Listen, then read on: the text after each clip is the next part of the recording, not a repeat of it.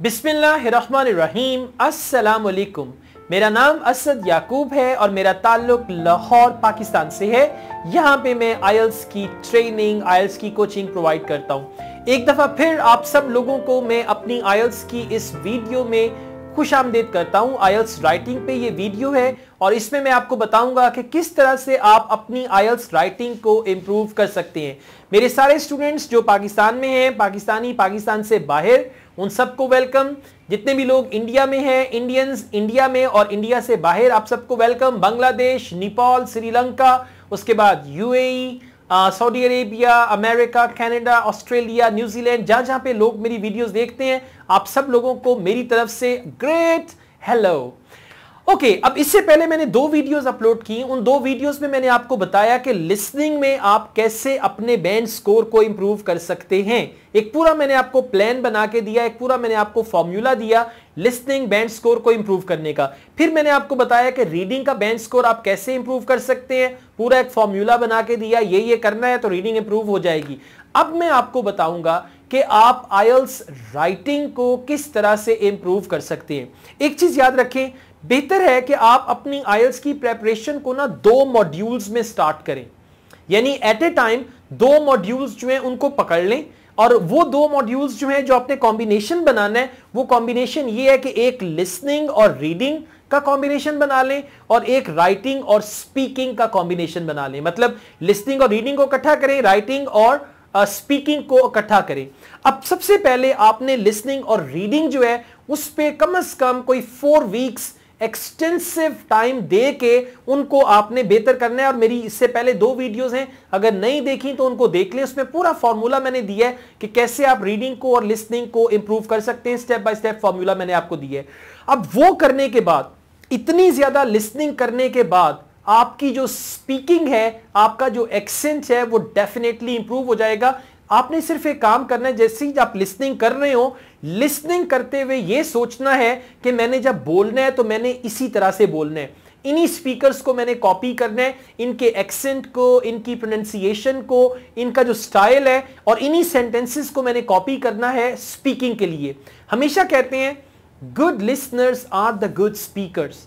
तो लिसनिंग करते हुए अगर आप गुड लिसनर बनने का सबूत देंगे तो आपकी स्पीकिंग ऑटोमेटिकली इंप्रूव हो जाएगी। अब गुड लिसनर क्या होता है? गुड लिसनर वो होता है जो ध्यान से सुनता है, जो गौर से सुनता है, जो तवज्जो से सुनता है, जो सुनने के बाद उसको इमिटेट करता है, जो सुनने के बाद उसको एडॉप्ट करता है, जो सुनने के बाद ये सोचता है कि मैंने भी ऐसे ही बोलना है, उसको हम कहते हैं गुड लिसनर। तो आपने लिसनिंग करते हुए गुड लिसनर बनना है, तो जब आप स्पीकिंग पे आएंगे तो ऑटोमेटिकली आप गुड स्पीकर बन जाएंगे। Good listeners are the good speakers, right.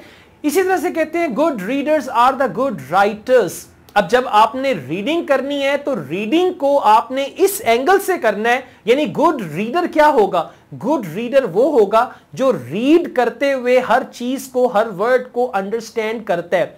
अगर किसी वर्ड का मीनिंग नहीं आया, फट से मोबाइल में डिक्शनरी निकाली, एप्लीकेशन जो आपने की हुई है डिक्शनरी की, वहां जाके देखा इसका मीनिंग क्या है, उसको अपनी कॉपी में लिख लिया। तो गुड रीडर जो है इसको कहते हैं। गुड रीडर फोकस करता है कि जो मैं सेंटेंस पढ़ रहा हूं इसका स्ट्रक्चर क्या है, क्या ये सेंटेंस प्रेजेंट में है, पास्ट में है, फ्यूचर में है।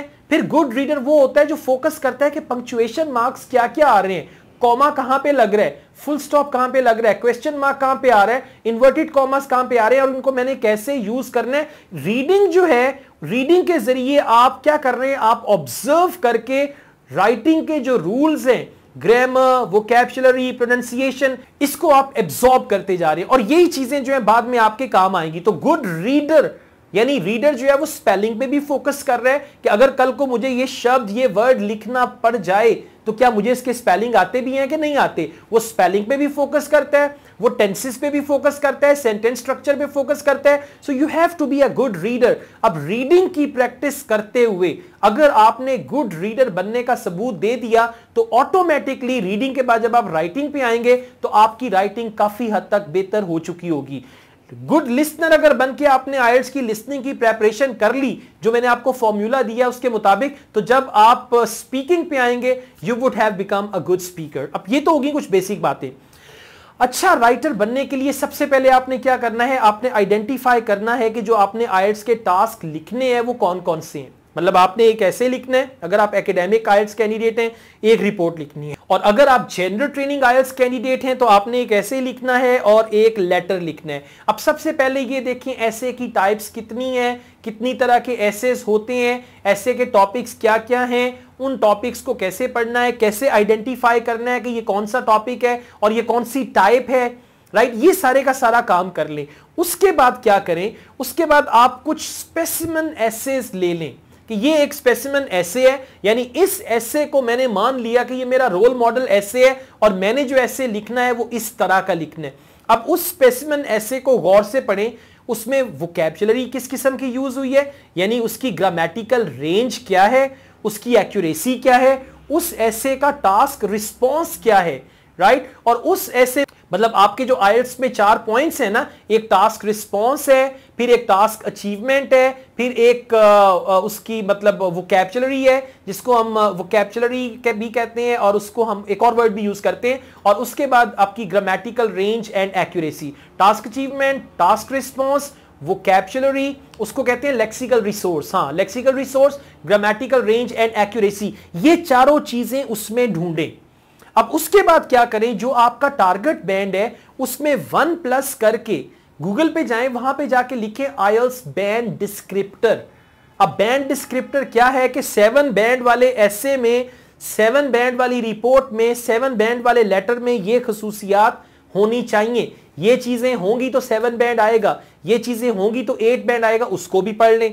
अब उसको पढ़ के आपको पता चल गया कि 7 बैंड के ऐसे में ये मैं वो चीजें बता रहा हूं जिससे बगैर किसी टीचर के, बगैर किसी कोचिंग सेंटर के आप अपनी आईएलटीएस राइटिंग को बेहतर कर सकते हैं। तो मैंने बताया कि बैंड 9 के ऐसे उठा लें, बैंड 8 के ऐसे उठा लें, नेट से आपको सब कुछ मिल जाएगा। उन ऐसेस को पढ़ें, पढ़ने के बाद उस जैसा ऐसे लिखने की कोशिश करें। लेटर्स के सैंपल आपको मिल जाएंगे, स्टैंडर्ड जो ऐसे के सैंपल्स हैं उन सैंपल्स को उठा लें, लेटर वैसा लिखें, देखें लेटर के कितने पार्ट्स हैं, कौन सा पार्ट कैसे आएगा, लेटर का लेआउट क्या है, स्पेसिंग कैसे देनी है, मैंने क्या क्या लिखना है, सैल्यूटेशन क्या होता है, उसके बाद एंडिंग क्या होता है, फेयरवेल क्या होता है, ये सारी चीजें अच्छी तरह से देख लें। लेटर का पता चल गया। रिपोर्ट राइटिंग, मेरी वीडियोस अवेलेबल है रिपोर्ट राइटिंग पे, लेटर राइटिंग पे, ऐसे राइटिंग पे, उनको देख लें। अब उनको देखना है, रीडिंग से ऑब्जर्व करना है, रोल मॉडल ऐसे को देख के उस जैसा ऐसे लिखने की कोशिश करनी है। जब आप ये सारा काम करेंगे, हमेशा याद रखें, बगैर सीखे भी अगर आपकी रीडिंग स्ट्रांग है, अगर आप गुड रीडर हैं, और वो गुड रीडर की मैंने आपको क्वालिटीज बता दी हैं कि क्या है, कौन सी चीजें हैं जो गुड रीडर बनाती हैं, तो वो गुड रीडर अगर आप हैं तो ऑटोमेटिकली आप गुड राइटर भी बन जाएंगे। ये सारी चीजें हैं जिनको आपने फॉलो करना है, और फिर आपने प्रैक्टिस करनी है पेशेंस के साथ। Practice with patience. हो सकता है शुरू में आपको समझ ही ना आए कि ऐसे कैसे लिखना है, शुरू में आपको पता ही ना चले कि पहला वर्ड कैसे लिखना है, लेकिन ग्रेजुअली मेरी वीडियोस देखें, और भी बहुत सारे लोगों की वीडियोस हैं उनको देखें, करते करते आपको समझ में आ जाएगा। और याद रखें, इनपुट जरूर रखें। हम लोग क्या करते हैं, ऐसे लिखते जाते हैं, लिखते जाते हैं, लिखते जाते हैं, वो आउटपुट है।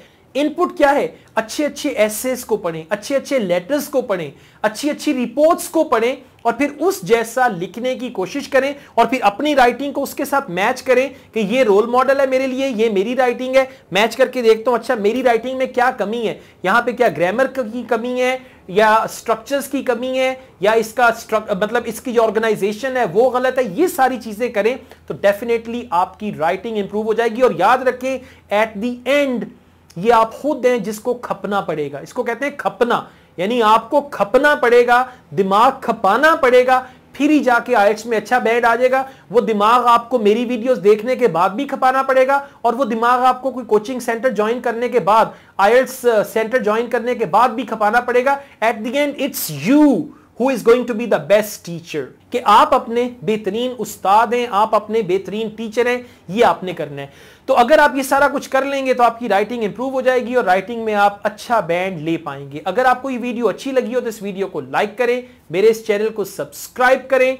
इसके अलावा मैं ऑनलाइन आईएलटीएस की कोचिंग भी प्रोवाइड करता हूं। अगर आप ऑनलाइन मुझसे आईएलटीएस पढ़ना चाहें, ऑनलाइन क्लास लाइव क्लास है जिसमें मैं खुद व्हाट्सएप कॉल के जरिए आपको आइल्स की कोचिंग दूंगा। उसके लिए मेरा व्हाट्सएप का नंबर दिया हुआ है, आप मुझसे कांटेक्ट कर सकते हैं। इसके अलावा मैं आइल्स राइटिंग करेक्शन सर्विसेज भी ऑफर करता हूं। अगर आप अपने एसेज, लेटर्स, रिपोर्ट्स को करेक्ट करवाना चाहें, आप मुझे दिखाना चाहें कि इस पे क्या बैंड स्कोर मिलेगा, इसमें क्या क्या मिस्टेक्स हैं, तो आप उसके लिए मेरी सर्विस ज्वाइन कर सकते हैं। उसकी डिटेल्स मैं आपको मैसेज में सेंड कर दूंगा, इसी नंबर पे आप मुझसे कांटेक्ट कर सकते हैं। Asad Yaqub wishes you all the best. Don't forget, good readers are the good writers and readers of today are the leaders of tomorrow. Take good care of yourselves. Allah Hafiz.